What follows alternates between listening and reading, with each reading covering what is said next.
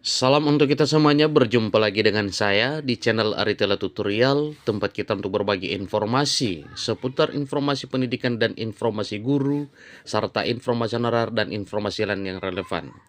Pada pertemuan ini kita akan berbicara terkait dengan bocoran kebijakan pemerintah untuk Bapak Ibu PNS pada tahun 2025. Satu pertanyaan, apakah gaji naik ataupun tidak? Supaya lebih jelas, ikuti informasi berikut sampai selesai dan jangan lupa support terus channel ini dengan cara like dan subscribe, share, dan komen, serta nyalakan tombol notifikasinya supaya semua informasi yang disalurkan melalui channel ini selalu update layar Bapak Ibu. Langsung pada informasinya. Jakarta, CNBC Indonesia. Pemerintah telah menetapkan kebijakan khusus bagi para aparatur sipil negara atau ASN pada tahun 2025. Kebijakan yang ditujukan kepada para abdi negara atau pegawai negeri sipil pada tahun depan itu juga telah termasuk tentang urusan gaji. Kebijakan itu tertuang dalam dokumen kerangka ekonomi makro dan pokok-pokok kebijakan fiskal atau KMPPKF 2025, edisi pemutakhiran. Kebijakan bagi para aparatur sipil negara, termasuk di dalamnya pegawai pemerintah dengan perjanjian kerja atau P3K, itu diakomodir dalam belanja pegawai. Melalui belanja pegawai yang berkualitas, reformasi birokrasi dapat didorong untuk meningkatkan produktivitas aparatur sipil negara. Dikutip dari dokumen KMPPKF 2025 edisi pemutakhiran pada Rabu 17 Juli 2024 yang lalu.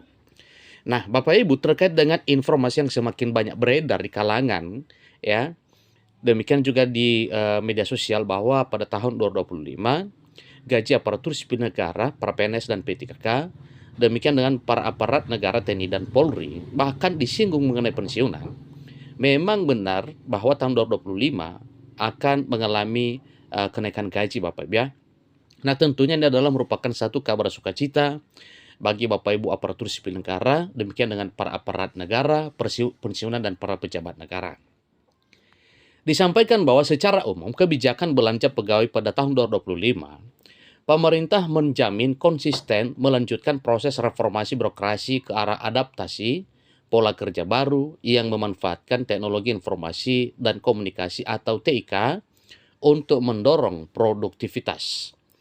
Nah, tentunya Bapak Ibu, pemerintah telah mengkaji lebih dalam bahwa dengan kesejahteraan para aparatur sipil negara ini, para PNS dan P3K, aparat negara, yaitu TNI dan Polri, demikian dengan para pensiunan, ya, para pejabat negara, itu ada feedbacknya terkait dengan produktivitas kinerja para pegawai negeri sipil, ya, atau para ASN. Demikian dengan para TNI dan Polri. Dan memperbaiki, ya, kesejahteraan dan kelemahan ekonomi selama ini untuk kebutuhan para pegawai. Jadi arah kebijakan belanja pegawai pada tahun 2025 atau tahun pertama efektifnya APBN pemerintahan Presiden Prabowo Subianto akan difokuskan 4 tujuan utama. Pertama ialah meningkatkan efektivitas dan efisiensi birokrasi sebagai kunci keberhasilan reformasi fiskal melalui penguatan implementasi manajemen aparatur sipil negara, digitalisasi birokrasi dan layanan publik, serta adaptasi fleksibel working arrangement. Yang kedua adalah meningkatkan kualitas belanja pegawai dengan tetap menjaga konsumsi aparatur negara, antara lain melalui pemberian tunjangan hari raya atau THR dan gaji atau pensiun ke-13. Berarti di sini ada ikut pensiunan Bapak Ibu, ya, pada kenaikan gaji tahun 2025. Dan penyesuaian gaji aparatur sipil negara, ya. Gaji dan THR, demikian juga dengan gaji para pensiunan.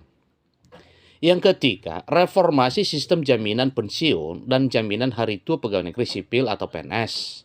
Yang keempat, menuntaskan implementasi reformasi birokrasi secara menyeluruh untuk mewujudkan birokrasi dan layanan publik yang lebih berkualitas, profesional, dan berintegritas. Jadi itu jelas Bapak Ibu, ya, arah kebijakan pemerintah pada APBN tahun pertama kepemimpinan Pak Presiden Prabowo Subianto yang telah kita saksikan bersama telah dilantik menjadi Presiden Republik Indonesia pada tanggal 20 Oktober beberapa waktu yang lalu. Nah, ini artinya tahun pertama kepemimpinan beliau, berarti itu sejak dilantik Bapak Ibu, ya.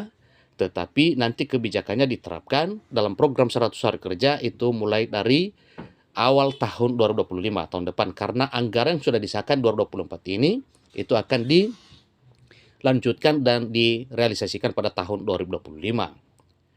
Meningkatkan kualitas belanja pegawai dan tetap menjaga daya beli dan konsumen aparatur negara sebagaimana tertulis dalam dokumen KEM PPKF. Nah, ini dokumen KEM PPKF Bapak Ibu, artinya ada kebijakan pemerintah tersebut telah tertuang di dalamnya, maka kenaikan gaji PNS 2025 bukan suatu hal yang dikhawatirkan, tetapi harapan jadi realita. Belanja pegawai juga akan memperhitungkan kebutuhan pegawai baru dengan menerapkan kebijakan zero growth untuk pemerintah, ya, pegawai non tenaga pendidikan dan non tenaga kesehatan serta mendorong pemerataan tenaga pendidikan dan kesehatan. Selain itu, pemerintah beranggapan bahwa reformasi gaji dan pensiun ASN masih menjadi salah satu agenda yang perlu diselesaikan pada tahun 2025. Reformasi pensiun ASN berpotensi menyebabkan kenaikan belanja pegawai dalam jangka pendek, ya. Ini selalu disinggung pensiunan Bapak Ibu, artinya para pensiunan tidak dianaktirikan apabila ada kenaikan gaji pada tahun 2025 tersebut. Dan ini harapan Bapak Ibu semoga menjadi satu realita, dan ini pasti jadi realita ya, karena ini salah satu komitmen Pak Presiden Prabowo, yaitu untuk menunjang kesejahteraan demi tercapainya produktivitas kinerja para aparatur sipil negara, PNS P3K, TNI Polri. Nah, selain memperhatikan ASN, baik P3K maupun PNS, demikian dengan TNI Polri, juga termasuk pensiunan ya. Gaji para pensiunan akan ditinjau pada tahun 2025. Di sisi lain, pemerintah menilai masih terdapat tantangan terkait pelayanan publik, antara lain belum optimalnya profesionalitas aparatur sipil negara dan masih adanya tumpang tindih tugas dan fungsi antar lembaga pemerintah pusat. Lalu masih perlunya peningkatan kualitas kepuasan pelayanan publik dan transparansi. Nah, Bapak Ibu, terkait dengan poin ini, sebagaimana kita ketahui bersama bahwa Pak Presiden Prabowo Subianto telah membentuk Kabinet Merah Putih, dan semua urusan pemerintah pusat itu dalam hal melaksanakan tugas pelayanan publik itu sudah dipilah-pilah. Salah satunya kebijakan Pak Prabowo dalam hal menangani pendidikan, yang dahulu hanya satu menteri, di era Pak Prabowo Subianto ditangani oleh 3 menteri. Ada untuk pendidikan dasar dan menengah, yaitu Kementerian Pendidikan Dasar dan Menengah yang dipimpin oleh Pak Profesor Abdul Muti. Kemudian ada lagi Kementerian Kebudayaan dan Kementerian Tinggi, ya, Kementerian Pendidikan Tinggi. Jadi sudah dibagi 3 kementerian. Nah, dengan demikian maka urusan pemerintah pusat dalam hal menjalankan kegiatan pelayanan publik itu tidak tumpang tindih.